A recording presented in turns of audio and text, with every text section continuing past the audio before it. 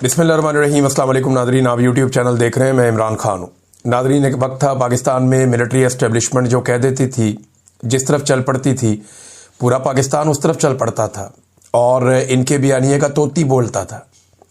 लेकिन आज सूरत हाल मुख्तलिफ है। इन्होंने बहुत सारे लोगों से लड़ाई की माजी में, यानी तारीख है, पाकिस्तान को बनाने वाले लोगों से लड़ाई की, फातिमा जिन्ना साहिबा से लड़ाई की, शेख मुजीब से लड़े, ये उसके बाद जुल्फ़िकार दी भुट्टो से लड़े, बेनज़ीर भुट्टो से लड़े, नवाज शरीफ से लड़े, पता नहीं किस किस से लड़ते रहे। लेकिन आज तक इनका बयानिया बिकता रहा। इमरान खान एक ऐसा आदमी है, अब इनका बयानिया बिकता ही नहीं है।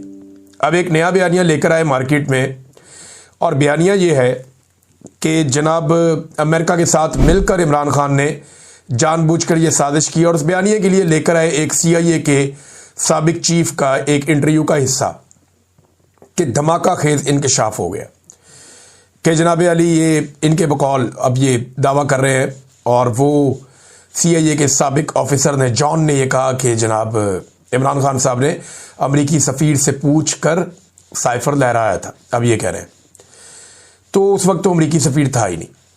बयानिया बनाने से पहले ये सोचना चाहिए था और इस बात का ख्याल रखना चाहिए था। लेकिन चलो, फिर भी बयानिया बना दिया।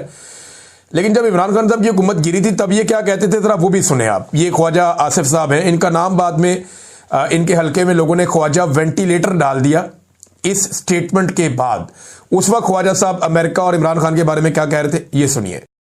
इसमें कोई शक शुबा नहीं है कि इस वक्त तक अमेरिका जो है एक ऐसी वाहिद ताकत है जो हमारे लिए बहुत सी मुआशी मुश्किलात जो है क्रिएट कर सकती है।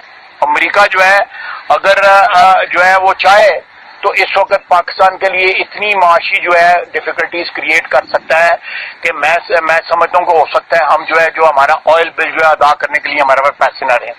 ये सारे वेंटिलेटर जो है ना, ये लगे हुए हैं अमेरिका की मर्जी से लगे हुए हैं।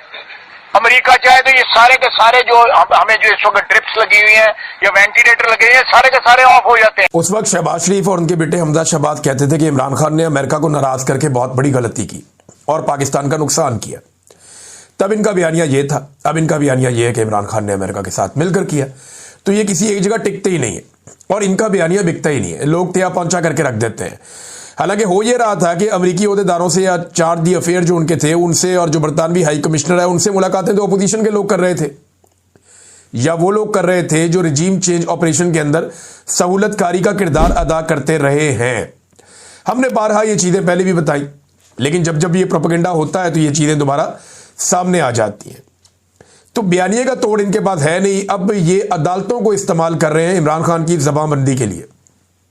एक तो मैंने आपको बताया कि ज़ियाउल हक के दौर का जो एक स्याह कानून था कि कोई भी कैदी, चाहे वो सियासी कैदी है, वो सियासत के ऊपर बात नहीं कर सकेगा। ये इन्होंने पहले तय कर लिया था ज़ियाउल हक के दौर में, और ये ज़ियाउल हक की सोच का नतीजा है, एक आमिराना सोच का नतीजा, कि कैदी जो है वो सियासत के ऊपर बात नहीं कर सकता, हम उसे बात करने नहीं देंगे। तो फिर कैदी वोट कैसे डाल सकता है, कैदी इलेक्शन कैसे लड़ सकता है, और 100 चीज़ें हैं। लेकिन क्या कैदी से आप ये हुकूक ही छीन लेंगे? तो अब वो कहते हैं जी पॉलिटिक्स के ऊपर बात नहीं कर सकता। और ये ज़ियाउल हक ने किया था इसलिए कि वो अपने सियासी मुखालिफिन को जेलों में डाल देता था और उन पे सियासत करने पे पाबंदी लगा देता था। यही काम जो है मौजूदा रिजीम में ज़ियाउल हक के जो रूहानी बेटे और उनकी पोती, इन लोगों ने दोबारा यही काम किया और दोबारा से अदालतों को इस्तेमाल करते हुए ज़ियाउल हक का वो काला कानून नाफिज करवा दिया। वजह इमरान खान साहब का बोलना। और अब ये केस इमरान खान साहब का लेकर पहुंचे हुए हैं अदालत के अंदर, जिसके ज़रिए ये कोशिश कर रहे हैं कि इमरान खान साहब का जो ट्विटर अकाउंट है उसे बंद कर दें।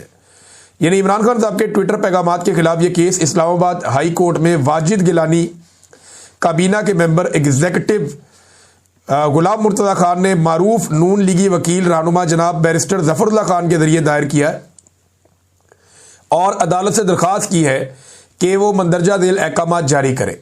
नंबर 1, इमरान खान के ट्वीट्स के गैर कानूनी होने का ऐलान किया जाए कि जेल में मौजूद इमरान खान के अकाउंट से शाया होने वाले ट्वीट्स गैर कानूनी हैं, गैर आईनी हैं और पाकिस्तान के कानून के खिलाफ है। अब इससे ये करेंगे कि ट्विटर के ऊपर खतों किताबत करेंगे।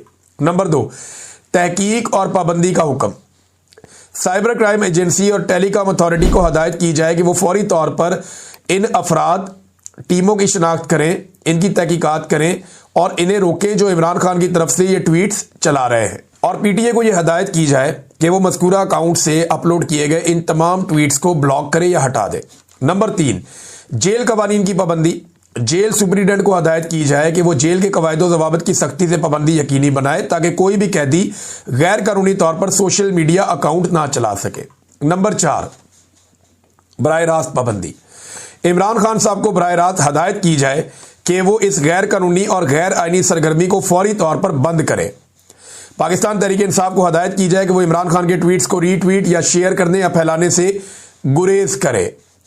नंबर 5, दीगर मुतफर्रिक अहकामात। इसके अंदर और भी हैं कि अदालत से कोई भी दीगर हुक्म जो इस मामले के हकायक और हालात के तहत मुनासिब समझी जाए जारी किया जाए। अब आप अंदाज़ा करें, और ये सारी मालूमात जो है ये पाकिस्तान तहरीक इंसाफ से ताल्लुक़ रखने वाले खालिद यूसुफ चौधरी साहब ने फराहम की हैं और इमरान खान साहब से इनका एक बड़ा गहरा ताल्लुक़ है। इमरान खान साहब को रिप्रेजेंट भी करते हैं। वो ये बता रहे हैं कि जनाब ये किया जा रहा है इमरान खान साहब की ज़बानबंदी के लिए। एक तो ज़ियाउल हक का काला कानून लेकर आ गए, दूसरा इमरान खान साहब के ट्विटर के ज़रिए उन्हें मुकम्मल खामोश करने का फैसला किया गया ताकि उनकी आवाज़ को मुकम्मल तौर पर बंद किया जा सके। अपना तो बयानिया है नहीं बेचने के लिए, नैरेटिव बिकता नहीं है, तो जो बंदा कह सकता है कोई बात जिसकी बात लोग सुनते हैं उसका मुंह बंद करने की या उसकी ज़बानबंदी की भरपूर कोशिश कर रहे हैं।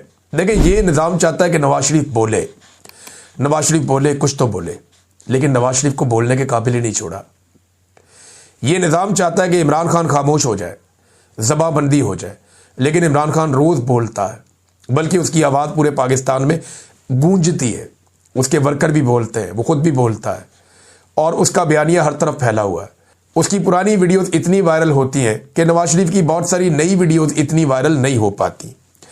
नाज़रीन, सुहेल अफरीदी ने एक बड़ा समझदाराना फैसला किया और यही सोशल मीडिया को लेकर किया। ये वो गलती है जो शेर अफजल मरवत ने की थी, यही वो गलती है जो अली अमीन गंडापुर ने की थी। इन्होंने अपने अपने सोशल मीडिया के जो है वो पूरी टीमें बना के तो पाकिस्तान तहरीक इंसाफ के सोशल मीडिया से जंग शुरू कर दी थी। गंडापुर साहब के सोशल मीडिया के अकाउंट पहचाने जाते थे, पता चलता था कि ये चंद लोग हैं जो गंडापुर साहब की सपोर्ट में आए हुए हैं और ये पाकिस्तान तहरीक इंसाफ के सोशल मीडिया से सारा दिन लड़ते थे। वो कभी PMLN के सोशल मीडिया से या बाकी जमातों से या एस्टेब्लिशमेंट से उनका ऐसे फड्डा नहीं होता था। उनका डायरेक्ट फड्डा रहता था पाकिस्तान तहरीक इंसाफ के सोशल मीडिया से, जो ऑफिशियल सोशल मीडिया है। शेर अफजल मरवत साहब ने सबसे पहले ये काम किया था, उन्होंने अपना सोशल मीडिया बनाया था और पाकिस्तान तहरीक इंसाफ के सोशल मीडिया से उनका सोशल मीडिया टकरा गया था। लेकिन जो PTI का सोशल मीडिया या इमरान खान का सोशल मीडिया है, उसका मुकाबला तो रियासत नहीं कर पा रही। अगले वीलॉग में आपको बताऊंगा। अब तक के लिए इतनी, अपना ख्याल रखिएगा, अपने चैनल का भी। अल्लाह हाफ़िज़।